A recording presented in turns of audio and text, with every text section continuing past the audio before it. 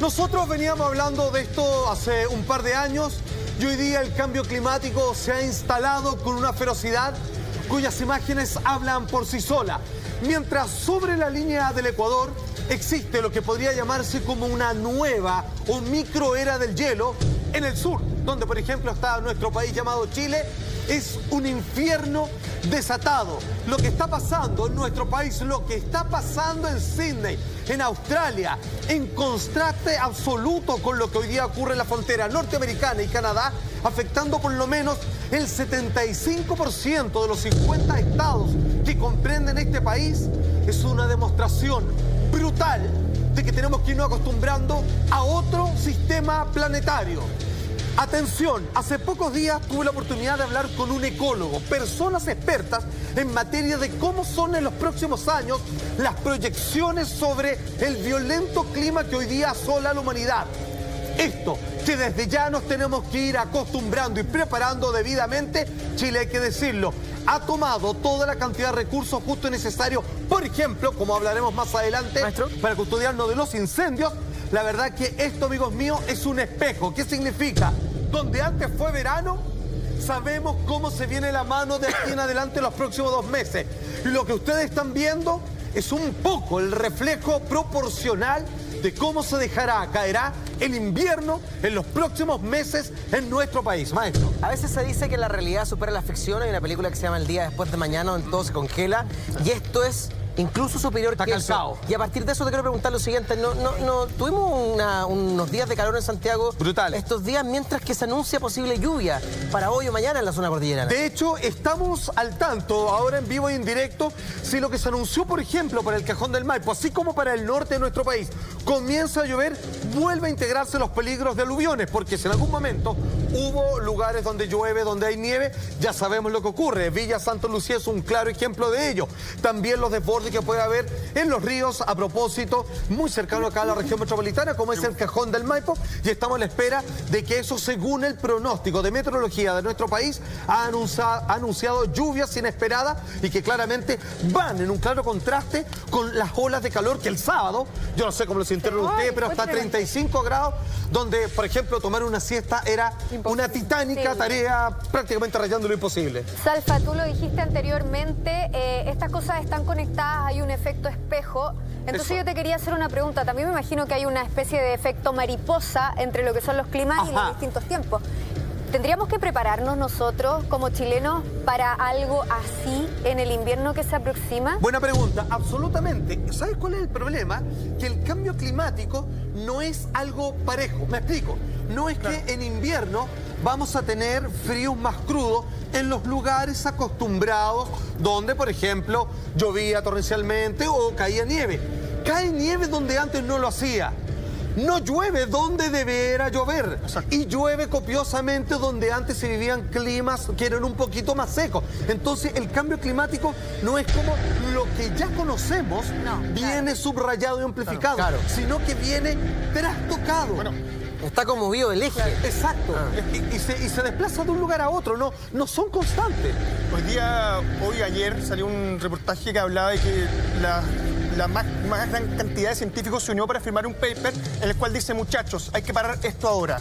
De acá al 2050 hay que parar las emisiones de carbono, es como fecha límite, y también hay que parar de usar combustibles fósiles.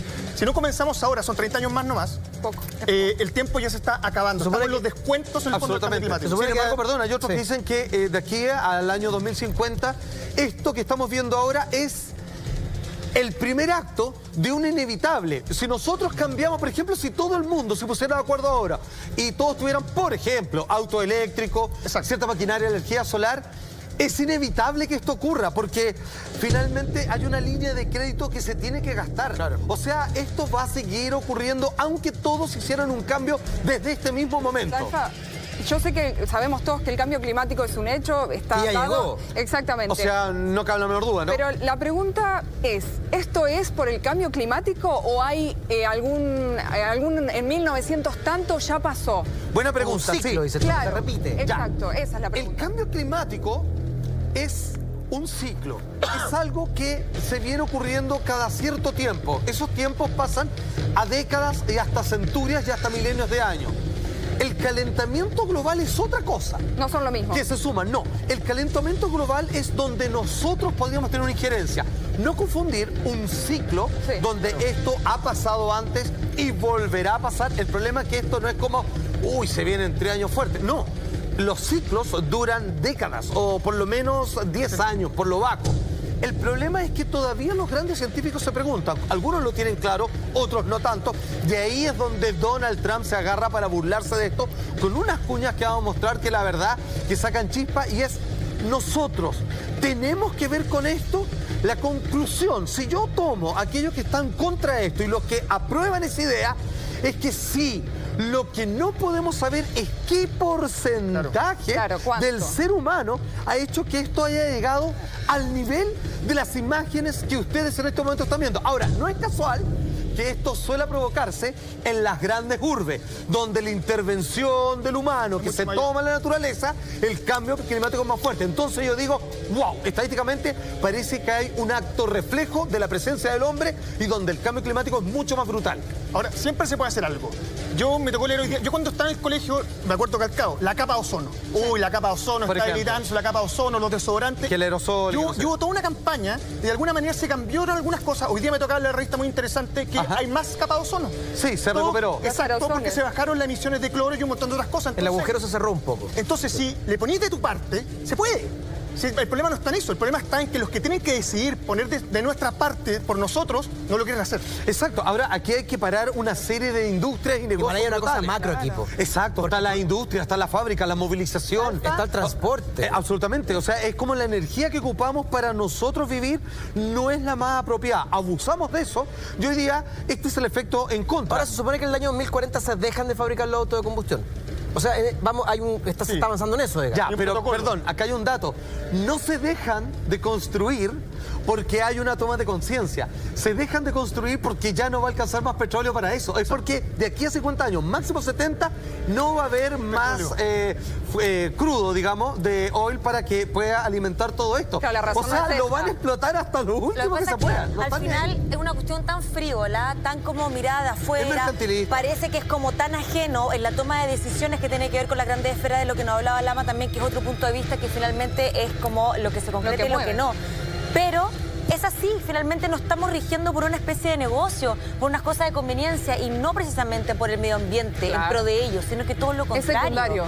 Es súper secundario, pasa en segundo plano, maestro, y eso es lo que lamentamos al final del día. Sí, lo que uno más lamenta, digamos, que aquellos que podrían cambiar esto no lo hacen, ¿por qué se sienten aparte de estos fenómenos? Sí. O sea, ¿serán que tienen casa, digamos, en distintos climas y se van cambiando? No lo sé, pero no sé por qué no se sienten. Es como el tipo que tiene el típico auto grande que lo tira a todos los demás cuando va manejando, como si él tampoco fuera a sufrir el accidente, maestra. Salfa, voy a buscar otro motivo, nada que ver, pero podría tener que ver con el famoso proyecto HAARP que está instalado en Alaska, este experimento que sabemos que interfiere ahí la ionósfera, el clima. Se dijo que podía haber tenido que ver con el terremoto acá, con lo de Haití, con los huracanes que hubo el año pasado en Estados Unidos. ¿Podría ser? Hubo más de una declaración de personas con todos los títulos académicos a ver que para los huracanes al menos volvieron a colocar este tema en la palestra y diciendo que si es que bien el calentamiento global, cuando aún se desquite cuál es el porcentaje de participación de la modernidad en este aumento de los ciclos extremos del clima,